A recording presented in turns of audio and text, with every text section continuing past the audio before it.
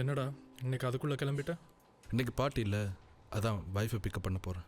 ஓ சரி, நீ கிளம்பு. ஏன் நீ வரல? இல்லைடா, வீட்டில் வேலை இருக்கு. இதைத்தானடா ஒவ்வொரு நாள் சொல்லிக்கிட்டே இருக்க. அப்படி இல்லைடா. என்ன அப்படி இல்லை? எப்போ பார்த்தாலும் வீட்டில் தனியாக தானடா இருக்கிற. எனக்கு தெரியும், உன் அப்பா செத்து 4 வருஷம் ஆச்சு. அதுலேருந்து நீ வீட்டை விட்டு வெளியே வர்றதே இல்லைடா. டேய், லைஃப் உனக்காக காத்துக்கிட்டே இருக்காதுடா. நீ வெளியே வந்தா தான் யூ கேன் மூவ் ஆன். இல்லாட்டி இப்படி பாட்டியலுக்கு வந்தா தான் you can meet some new people. அந்த யாருக்கு தெரியும், நீ யாரையாச்சும் மீட் கூட பண்ணலாம். டே, நான் உன்கிட்ட ஏற்கனவே சொல்லியிருக்கேன், நான் யாரையும் மீட் பண்ண மாட்டேன்னு.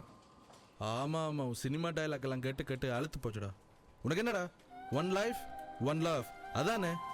நீ என்ன வேணாலும் பண்ணிக்கிட்டு போடா.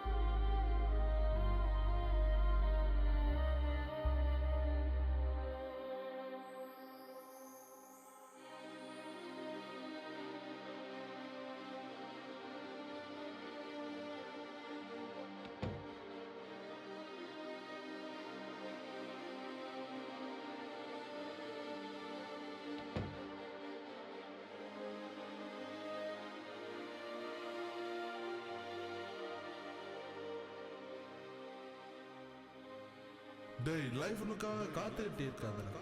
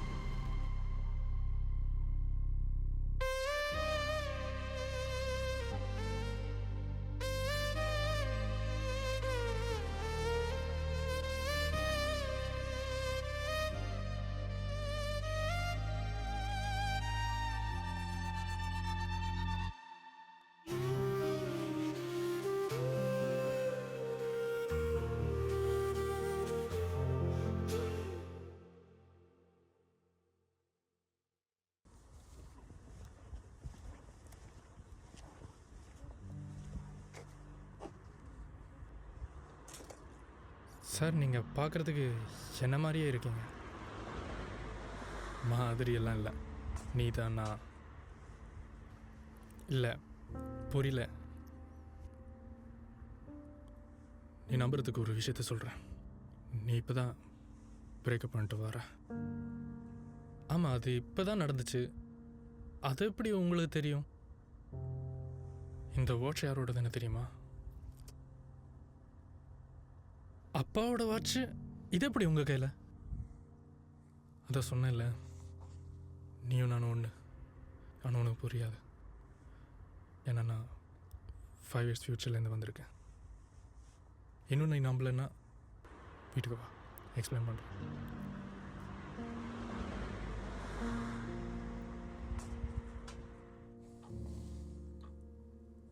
சரி, எனக்கு புரியுது நீ ஃப்யூச்சர்லேருந்து தான் வந்திருக்கேன். நான் எதுக்கு இங்கே வந்திருக்கேன் இப்போ? அது ஏன் இந்த டைம்? இதை பார்த்தியா? இதான் வாழ்க்கையோட தொடக்கம், அப்புறம் முடிவு. இது ரெண்டுத்துக்கும் நடுவில் தான் எல்லாமே நடக்கும். சந்தோஷம், சோகம், ஃபேமிலி, ஃப்ரெண்ட்ஸ், அப்புறம் காதல். இப்படின்றதுக்குள்ள காலம் போயிடும். சரி, இதெல்லாம் எதுக்கு என்கிட்ட சொல்லிட்டு இருக்க? எல்லாம் உனக்கு புரியணும்னு தான் சொல்கிறேன். இதுக்கா வந்த? இதுக்கும் தான். சீனி, உன் பாஸ்டில் சில தப்பு பண்ணியிருக்கேன். அதெல்லாம் தடுக்கணும்னு தான் வர பார்த்தேன். பட் என்னால் 5 வருஷத்துக்கு மேலே திருப்பி வர முடியல. நீ என்ன சொல்ல வர எனக்கு புரியல. நீ ஏன் அப்பா கூட பேசாமல் இருக்க? அதான் உனக்கே தெரியும்ல, சில காயத்துக்கெல்லாம் காலம்தான் மருந்து. உண்மைதான், காலம் போனால் காயம் ஆறும், இல்லைன்னு இல்லை. ஆனால் என்னவா இருந்தாலும் நீ அந்த காயத்துக்கு மருந்து போட்டு தான் ஆகணும். அப்படி விட்டேன்னா அது தழும்பாக தான் மாறும், ஆறாது. இப்போ என்ன சொல்ல வர எனக்கு புரியல. சீனி, வெயிட் பண்ணி என்ன சாதிக்க போகிற? 1 வருஷமா 365 நாளாக உன் அப்பா கிட்ட நீ பேசல. இதே நீ அவரோட பேசி உன் ப்ராப்ளம் எல்லாம் சால்வ் பண்ணியிருந்தேன்னா நீ யோசிச்சுப்பாரு எவ்வளோ ஹாப்பியாக இருந்திருப்பேன்னு. யார் சொன்னா பேசியிருந்தா நல்லா வந்திருக்குன்னு? நீ ஏன் இவ்வளோ தப்பாகவே யோசிச்சுட்டு இருக்க? நீ தப்பாக யோசிச்சு நீ உனக்கே தான் தடங்களாக இருக்கிற தவிர வேற ஒன்றும் இல்லை. நீ ட்ரை பண்ணி பார்த்தா தான் உனக்கே தெரியும் அதோட அவுட்கம் என்ன மாதிரி இருக்கும்னு. உனக்கு என்ன வேணும்? நீ பேசி ப்ராப்ளம் சால்வ் பண்ணணும். ஸோ நீ என்ன அச்சீவ் பண்ணணும் நீ யோசிச்சுக்கோ. அதை மட்டும் யோசிச்சு அதுக்கேற்ற வேலையை நீ பார். நீ எப்போவுமே நெகட்டிவாக யோசிச்சுக்கிட்டு இருந்த, இப்போயும் அதே யோசிச்சுக்கிட்டு இருப்ப. நீ என்ன விஷயம் தொடங்கணுன்னாலும் எப்போ பார்த்தாலும் என்ன தடங்கள் ஏற்படும்னு தான் யோசிப்ப, வழிய என்ன நடக்கணுன்றதை மறந்துடுற. சரி, நீ சொல்கிறது புரியுதா? நான் இதெல்லாம் எப்படி நான் உடனே பண்ணுறது?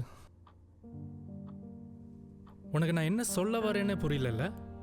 சரி, நீ என்னைக்கு தூங்க போனேன்னா நாளைக்கு எந்திரிச்சு பண்ணி எவன் சொன்னான்? நீ காரில் ட்ராவல் பண்ணும்போது it might be your last travel. புரியுதா? நீ ஒரு விஷயம் ட்ரை பண்ணணுன்னு டிசைட் பண்ணிட்டேன்னா அது உடனே பண்ணிடு. அப்படி பண்ணலன்னா it might be to late. நீ என்ன சொல்ல வர? அப்போ அப்பாவுக்கு என்ன ஆகப்போகுது?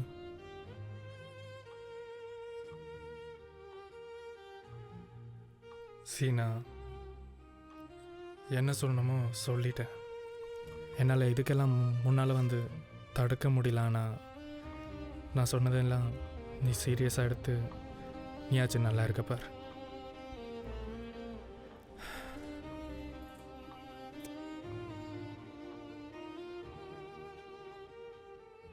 அப்புறம் நான் சொன்னதெல்லாம் அப்பாக்காக மட்டும் இல்லை, அவளுக்கும் பொருந்தும்.